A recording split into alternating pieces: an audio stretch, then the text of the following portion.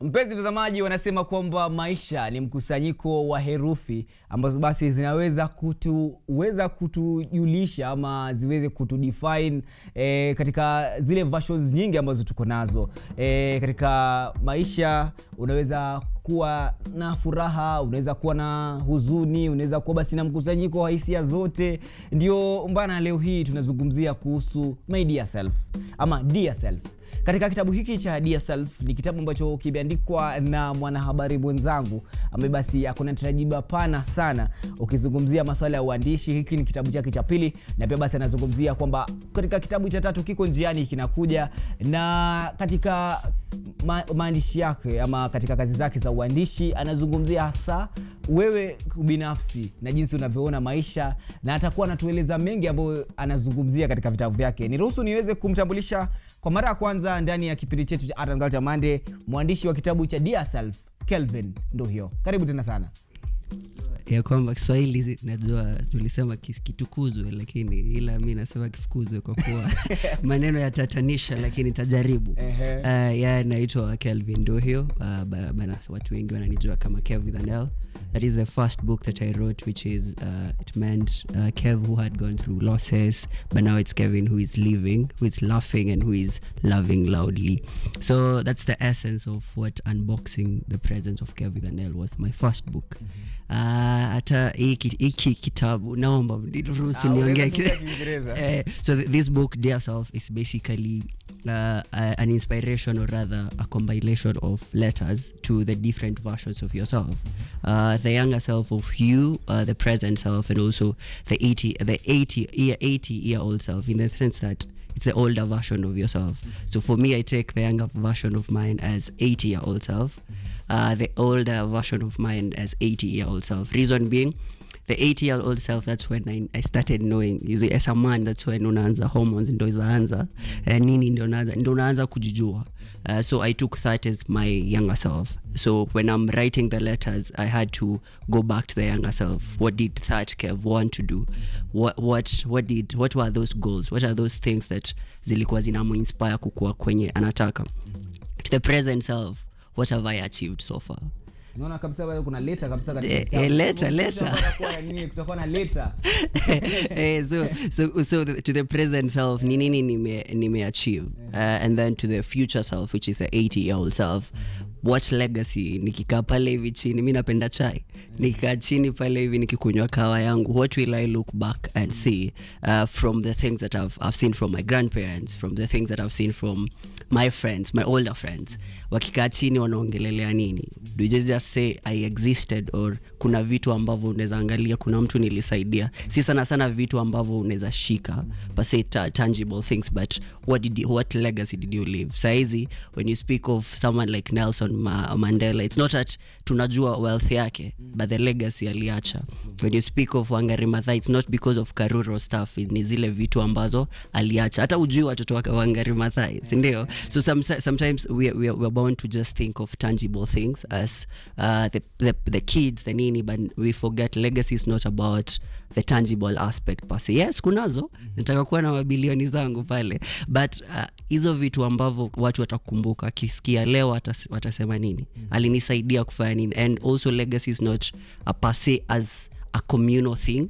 It might be an individualistic thing, in the sense that nikikuangalia kawe leo nasema leo alinisaidia, nilikuwa na utashishi wa kuongea na mic lakini alinisaidia. That's a legacy on its own. And again, because I believe legacy is something you create as you go. Yes, legacy is something that you create as you go. Sasa tunataka kusikia hiyo creation ilianza wapi?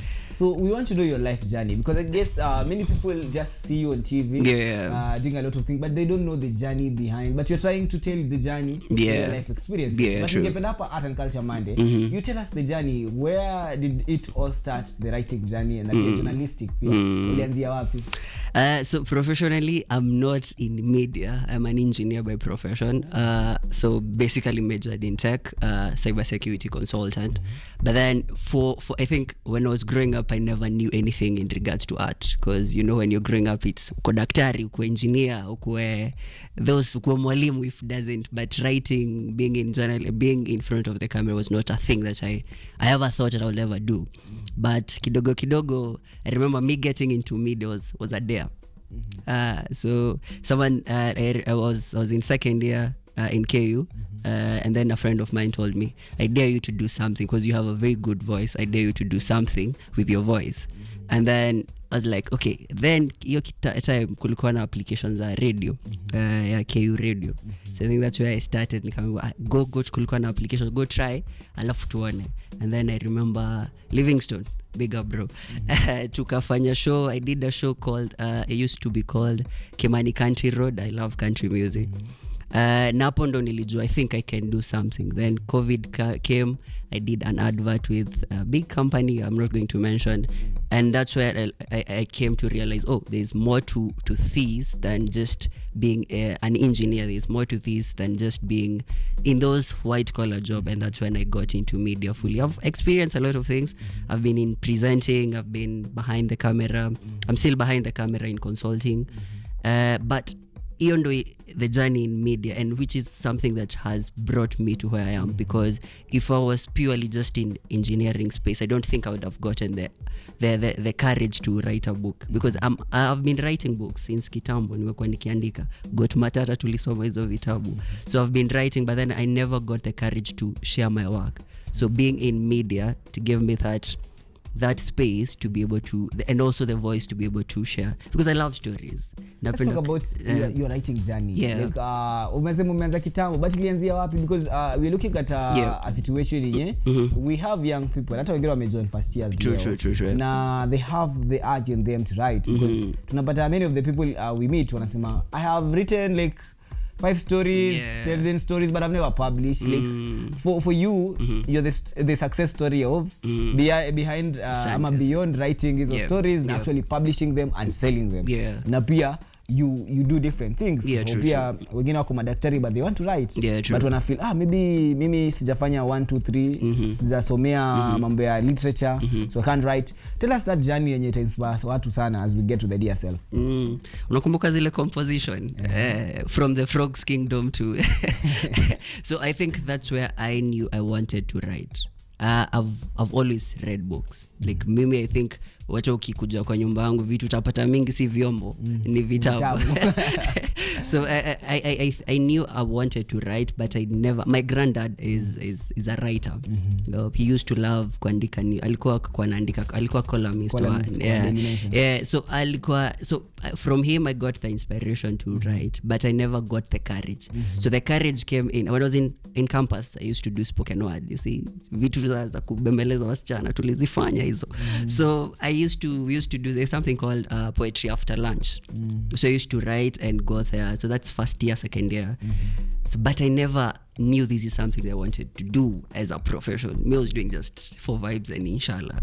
So when I used to write and also write my own poem, do my own spoken word, but then verbally go and present them. So I'll say first year, that's when I wrote. But I never knew there's something called publishing.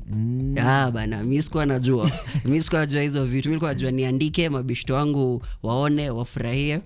And then one time, I think I was coming from poetry after lunch.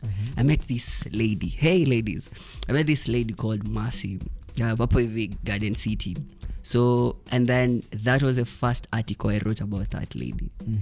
She's called my mystery girl, because I never saw her again. Unaona venye unaweza kaa kwa gari alafu upate msichana hapo. Msichana mrembo kufurahishe. Like you write the letter to that person, an article to that person describing the things. Kuna zile inner thoughts unakuanga nazo. Ukiwa na mtu kwa like semi statement sema. So I wrote an article that was having the conversation between the reality, the real Kev, and the Kev who wanted to talk to her but never got a courage to talk to her. Nilimuongelesha lakini haikuendelea bala. So I think that it's a blessing in disguise.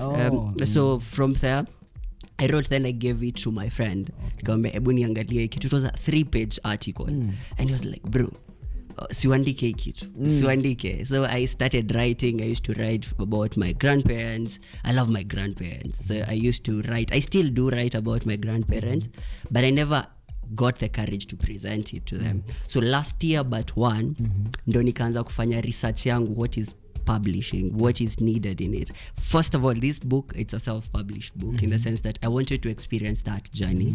I wanted kujua ni process zipi, because mimi upenda kufanya vitu zangu kivyangu. Yes, I know there are publishers, there are agencies, we are even working with some of them, but then I wanted to experience the whole journey. I wanted to know what is needed, how much does it cost, because pase watu wanasema ina cost pesa mingi, lakini usiangalie sana pesa, but whatever you're going to present to the world. So just have your thing and face yourself, man. Kwa hapo kwa tabaruki naona tu Nduhiu Karuamba, Granddad, the superhero I never thought I needed. Ningependa sana tuanzie hapo as we talked about the book. Yeah, he's a superhero I thought I never needed, because he has always protected me in ways I never knew a parent would do. Because mimi sijazaliwa huko ushago. That's one thing I do tell people. So mimi transitioning to note my culture, yeye ndo alinisaidia. So I'm from town, vijana tumezaliwa town and stuff. So unajua you know how we are. Tunataka kuonyeshana sisi ndio wale wazi. But going to him, he always tells me that in as much as you've achieved whatever thing that you've achieved, always remember humility is the best thing that you can ever do, and never forget to be grateful. So that is why I say he's my superhero that I never thought I needed. Okay. Yeah. Muthoni Nduhiu. Yeah. The grandma. Yeah. The cornerstone of joy that holds our family together. Yeah. She's that iron. Unajua tukisema Wonder Woman. She's that Wonder Woman for us, because sisi wote vijana ukijua familia iko na watu wengi, so as my granddad being mpenzi wake, mimi being the watoto wake, she's the glue to everything, because sisi kila mtu ako na vitu zake ataka kufanya, but she's the person who is telling us, in as much as you guys you're so chaotic, we need to be in one voice. So to your mom, Njeri Nduhiu, the priceless gem that needs no introduction in my life. Oh yeah, so that's unaweza 1 minute. The tangible aspect. So she's the person I never thought I wanted in life, and someone who never got to experience the best version of myself. So unfortunately, I lost her this year. Sorry. So she's it's just that person who never got to see the best version of myself. So, and I hope where she is, ananiona, ndio maana ninasema ndo mtu hapo hivi. But yeah, I'm living your legacy, mom, so rest in peace, man. Pole sana. Nataka creative process yako as you're writing this I think it's a letter. True. It's a letter. And this letter, what was in your mind? And you had visualized that you had taken a letter to yourself. True. But again, tell us the creative process for the creators, the young creators. Take us through just a little bit. I always say letters are very intimate, because let's go back to high school.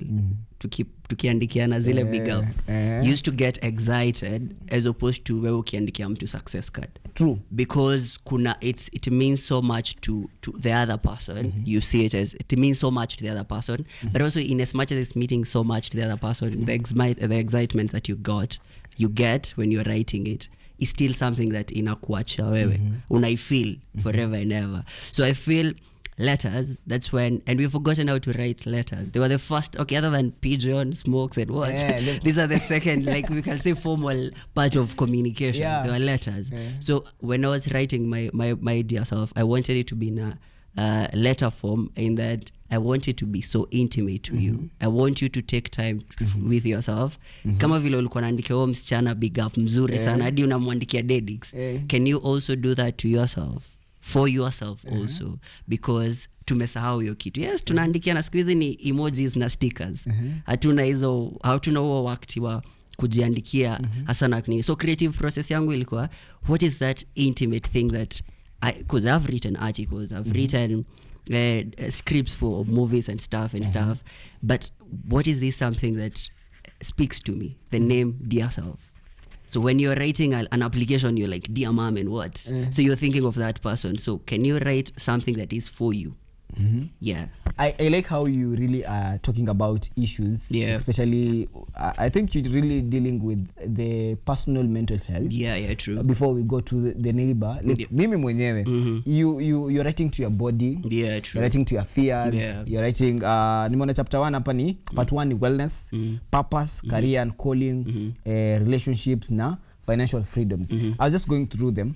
Now there's a lot that you're telling your dear self. Yeah, true. But again, by telling your dear self, the purpose is telling the reader. Yeah, true. What are those takeaways that the reader should not miss? Like akisoma kitabu, as we are telling them to get the book, I'll make sure miss. Like usiwambie kila kitu but that's one thing that jamaa miss. I think miss kujiangalia. So because the book has the themes in it, has the theme of wellness. When you're talking to wellness, nowadays we are selling wellness to become a business, mental health and what. But wellness ni wewe kivyako. Jijue wewe kivyako. Jijua what I do say in life there are two things, comparison and competition. So if you compare yourself with someone else, the thing that you're going to like, ni nini sina yenye yako nayo, ama ni nini yako nayo mi yenye naweza taka lakini sijafika. You're comparing yourself. Competition is when you're like, oh, ako pale, how can I get to where they are?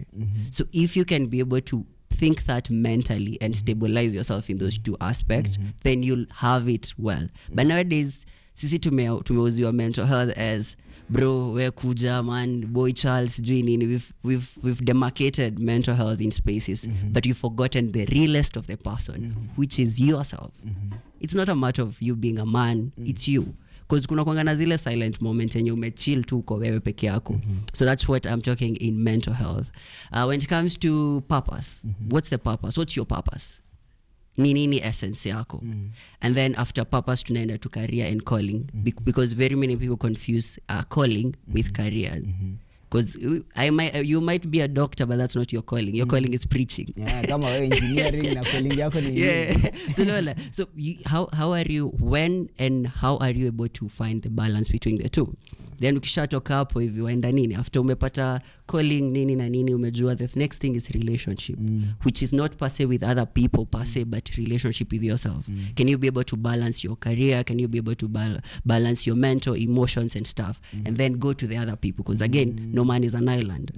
So then after umejua relationship, the next thing inakujanga nini? Finance and freedom.